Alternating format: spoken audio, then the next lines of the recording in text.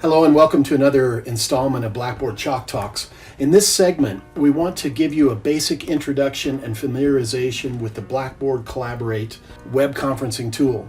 And so at the end of this, we want you to be able to recognize the importance of synchronous and asynchronous virtual classroom interaction within Blackboard Collaborate. Also, describe the basic features and functions available within the Collaborate tool in Blackboard to conduct virtual instruction. And then finally, describe the basic setup and deployment procedures for conducting virtual classroom instruction in Collaborate. 1. Virtual classrooms provide a means of staying on track with ever-changing academic schedules and lesson plans, while giving students more options to stay engaged with the class and to collaborate with each other. Virtual classroom instruction is likely to become a necessity at some point, due to inclement weather, base closures, athletic events, and yes, global pandemics, but you can mitigate these disruptions by using Collaborate to stay on track. Features and Functions Overview. Blackboard Collaborate is a simple, convenient, and reliable tool that provides a synchronous, or asynchronous, virtual classroom environment. Complete with a lecture capturing capability, Collaborate was built specifically for education and training applications. Already fully integrated into your Blackboard course lesson plan, Collaborate allows cadets to remain in the same learning environment, without having to navigate to other applications. Featuring a user-friendly interface, Collaborate Ultra uses cutting-edge technology to provide intuitive software navigation. Some of the outstanding functions of Collaborate include an excellent audio and video capability to enhance the virtual feel of the class, complete with chat rooms, breakout sessions, and the ability to share multimedia content, such as PDF slides, PowerPoint presentations, videos. Private messages and personal feedback can also be sent to your cadets for extra instruction, and a whiteboard function allows for the purpose of illustration and writing out formulas. Sessions will accommodate up to 500 students synchronously, but an unlimited number of small group collaborations may be created, to allow for deeper discussion or other learning activities. Additionally, sessions may be recorded and reproduced for later asynchronous classes. A polling function is included to create discussion opportunities, based on the opinions of fellow classmates, and a hand-raising function provides a means of calling on students without having to unmute their audio. Lastly, Blackboard access is not required, since a link may be sent via email to non-Blackboard users, or they may call in using a phone bridge function. So the first thing that we want to do is create a tool link in the course menu and then create a new session in the Collaborate Ultra dashboard, and I'll show you that dashboard here in a minute. And so you're all familiar with your menu on the left side of your page in your course. Go up to that plus sign at the top of that page, click on there, and then you'll see Tool Link come up next. That'll bring up this window. You want to label that, but the most important thing here is to click down on this down arrow, bring up the Collaborate Ultra tool, make it available to your users, and then go ahead and click Submit on that. Okay, so your link is now going to show up down here at the bottom of your page or the bottom of your menu, and you can move that up into the page wherever you want it to be. Now, you want to go ahead and click on that, and that will bring up this dashboard. I'm calling it the dashboard. I think it's a good way to look at it. In this dashboard, you have a session that's always available to you, that's always unlocked, and you can use that session if you want to. The option is to create another session, and then all of the sessions that are currently available to you will also be there in that menu. And so once you do that, you're going to next name the new session in this new window that comes up on the right side of your page, and then you're going to edit that and save the settings that are in there. The mandatory setting in here is just for you to give it a new name, a unique name for your session. And you can make that go along with your lesson plan if you want to, just so your students can identify it quickly. There's some options here to start and stop, same kind of options we always see in Blackboard. And then we have the ability to make it an open session that never ends, and that's why you see the session down here. This is an open-ended session that will never end, so it's always there. And then we have here the ability to make it start earlier, and that's a pretty good idea for people to be able to go in, set up their audio, set up their video, and make sure they're ready to go for the course.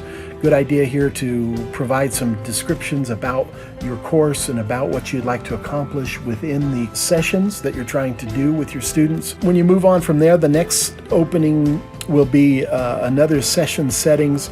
And there's a lot of just recommended settings that you see here. These are not mandatory by any means, but the first thing you want to do is go to this down arrow here and set the default attendee role. Most of the people that you want coming into your course are going to be your cadets, and you just want them as a participant within the session. But there are some cadets you might want to give them the ability to moderate. You might want to give them the ability to be a presenter. Allow recording downloads to happen so that you can use those later on. We want to definitely allow your students to have a shared audio capability, but sharing their video, not as much. It might bog down the system. Posting chat messages, drawing in the whiteboard, these are all good things that you can allow your students to do. Allow the attendees to join the sessions using a telephone is good. If they can't log in for whatever reason and be heard, they can use that audio function there with the telephone. And then you want to control who's doing private chats. Once you get into the breakout sessions, you might want to lift that restriction, but when you're just teaching and presenting content to the students, you don't want people privately chatting unless they're chatting with you directly, asking you a question. So these are good settings for you to have, but again, they're just recommended. The next thing we want to do is access the dashboard again and join our session. Once we've created that new session, saved all these settings over here, it will create that new session at the bottom here. And so you're going to go back into that dashboard, select it here, and so you're going to click there and it'll bring up these options for you here, sessions and recordings, and that'll be important for later on. And so go ahead and click on your Collaborate session there. Basically the only thing we want to see here is that you're going to join the session. This window does give you some opportunities to allow guests to come in from outside the Blackboard system, and we can allow people to come in as presenters and those kind of things, but we'll go into that a little bit later. Just go ahead and click on the join session there. And then the next page, you're going to see desktop, if you will, or workspace that you're going to be operating in as you're teaching this. And so down at the bottom center of the screen, you're going to see these 4 icons here. Let's talk about this one first. This is a great option for you. A lot of the other web conferencing tools don't have this option, and it gives your students the ability to raise their hand, get your attention without having to unclick their audio or their video. We want to encourage you to instruct your students beforehand to turn both audio and video off, and then if they want to say something, they can raise their hand. Over here with this icon, this is the individual's icon. You can put your photo in there. You can put just a picture, some kind of icon in there. But when you double click on this icon, it gives you some interesting options here.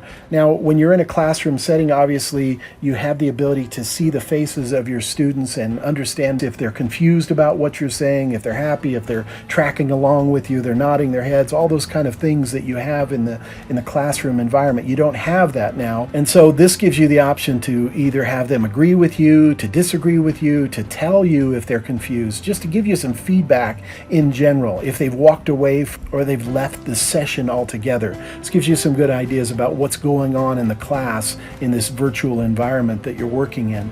And so from time to time, you might want to just say, hey, everybody, if you're still tracking with me, give me a happy face or something along those lines to have that kind of interaction with your class. Next thing we're going to look at is the ability now to record and moderate the session.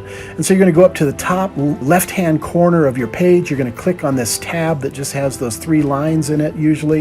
You're going to click on that, and that will drop down this menu here, and then you'll see this start recording link here, and you go ahead and click on that, and that will start the recording for the entire thing. Now again, here's the ability to call in from a phone if your audio is not working. Now before we move on from there, I've just got a quick video I want to show you. Blackboard Collaborate with the Ultra Experience is a real-time video conferencing tool that lets you add files, share applications, and use a virtual whiteboard to interact. Let's take a quick tour. You will find the session menu on the left, the Collaborate panel on the right, and audio and video controls at the bottom. First, let's take a look at the session menu. Here, you will find the information to call in on your phone, resources to learn more about using Collaborate, and the option to leave the session. If you are a moderator, you will also have the ability to start and stop session recordings from this menu. Next, let's take a look at the Collaborate panel. Open the My Settings panel to add your profile picture, complete your audio and video setup, and adjust your notification settings. If you are a moderator, you can control session settings by allowing or revoking attendee permissions. On the Chat panel, you can chat with everyone in the session, or you can send a private message to another attendee. Additionally, moderators have a dedicated private channel. Next, access the Attendees panel to see who has joined the session. You can detach the Attendees panel to keep it visible at all times. From the Attendee Controls menu, you can send a private message. Additionally, moderators can promote attendees to moderator, presenter, or captioner, mute the attendee, or remove the attendee from the session. From the More Options menu at the top of the list, the moderator can mute all attendees. And finally, on the Share Content panel, moderators and presenters can share a whiteboard, application or screen, and share files. Additionally, moderators can conduct a poll or start breakout groups. When you share content, it will appear in the media space. And finally, at the bottom of the screen, you can set your status, share feedback, toggle your audio and video, and raise your hand. And that's it. You're ready to jump in and start collaborating. Once you click on this bottom right purple tab here, you're going to see that menu pop up, the chats, the attendees, the settings, but mainly I want to focus here on the content.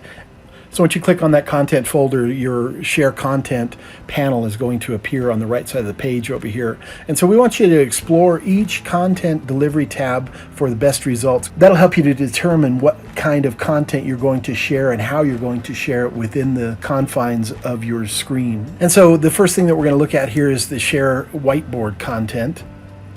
And so as we bring up the whiteboard here, you can see that there's a couple of different things we can use: a pencil to draw, some shapes, some basic text functions here, an eraser, change the colors around a little bit, but you can draw some formulas on here, you can draw some shapes. You definitely want to use a mouse if you're going to do much work in here, because it's very hard to use a mouse pad on your laptop. And so you'll need to close that out up here in this top corner when you're done working there. And students can also draw on this as well if you allow them to. Next thing, we're going to look at the Share Application screen. This is the ability really to just share any kind of content you want outside of the Blackboard system or inside of this Collaborate screen that you're looking at as well. Keep in mind, you need to have something different on the screen if you're going to share your entire screen, because if you just share the workspace of Blackboard Collaborate Ultra, it will give you the infinite reflection like two mirrors looking at each other, and so it'll mess you up. You have to close the whole thing out. And so have something else on that page than just the Blackboard screen, like the whiteboard or another screen that you have on your computer pulled up. Looking at the application windows, you can do PowerPoint presentations through these windows and other applications that you're running on your computer that you want to share from outside the Blackboard system. You cannot share videos within the course files, and you have to actually bring up the Chrome tab for what video you're going to show, either from YouTube or wherever you're bringing that video in from. And so you want to have those already staged and ready to go. Once you click on that Chrome tab there, you'll see the ability to click on the appropriate video that you're looking for. And once you do that, you also want to share that audio, or you won't hear anything, or your students won't hear anything once you're sharing that content with them. And so go ahead and hit share here, and then you move on. Sharing of files, we have some basic functions here: PowerPoint, images, PDF files, those kind of things. I want to make a note though that to keep in mind that PowerPoint presentations work better from the Share Application screen. You can actually show your entire screen playing a PowerPoint presentation, whereas it's just a minimized form of it within the actual window. So it does work better from the Share Application screen function, rather than adding the PowerPoint to here, double clicking on it and sharing it as you see here. You want to either convert it to a PDF first, or do the application screen share. Just some basic ideas about polling and breakout groups. This does give you the ability to generate some discussions and collaborations within the course. Okay, so you see here in the polling just the ability to ask some very basic questions in a multiple choice context or in a true-false context. And then lastly, looking at the breakout groups, you see some abilities here to send a chat message to individuals, move to another group, make somebody a moderator, all those kind of things. You can make as many groups as you need to provide the kind of collaboration you're looking for. We'll just leave it at that for now. You can play around with that on your own. And then the last thing we want to do is to stop that recording. If you fail to stop the recording, it will not allow the processing to begin. And so you might be waiting for your video to pop up as being recorded, and it never will until you stop that recording. So that's a function of, again, clicking into this top left-hand corner of your screen and bringing up that same screen that started the recording in the first place, and then you go ahead and click stop to stop that recording, and then to return, and then you want to go ahead and return to the Collaborate Ultra dashboard to access recorded sessions from there. Once you click on this menu, open that menu, and now not clicking on sessions this time, we're going to click on recordings, go all the way to the bottom. You should see your recordings down here. But keep in mind, we want to also note that it may take several hours for a recorded session to appear in the recording section due to the cloud server processing. All of this recording will be uploaded into a cloud and then back downloaded into your screen. And so it does take a while for that to happen sometimes.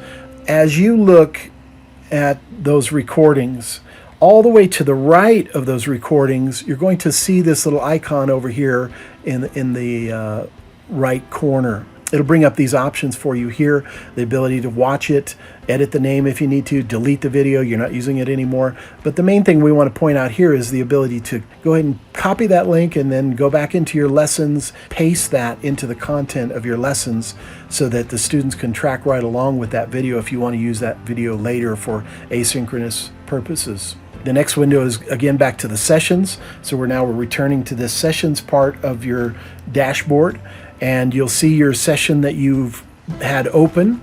You want to click on the icon to, again, the far right of that screen over here. Again, it will drop down another menu with some other options for you to either join back into that session again, to have an anonymous dial in. You can edit some settings again, but we want to point out here that you can view reports, and this will access attendance and other reports concerning your session that you've been teaching. And so the last thing that we want to look at here is just a couple of best practices for you. You do want to use a quality headset microphone if you're able to. You might want to invest in that and just avoid using external speakers and microphones. Also, you want to limit the number of audio and video displayed simultaneously. Obviously, bandwidth is an issue at the Academy. Have them raise their hand before unmuting and speaking just to control that aspect of the course. Again, use a mouse for the whiteboard application.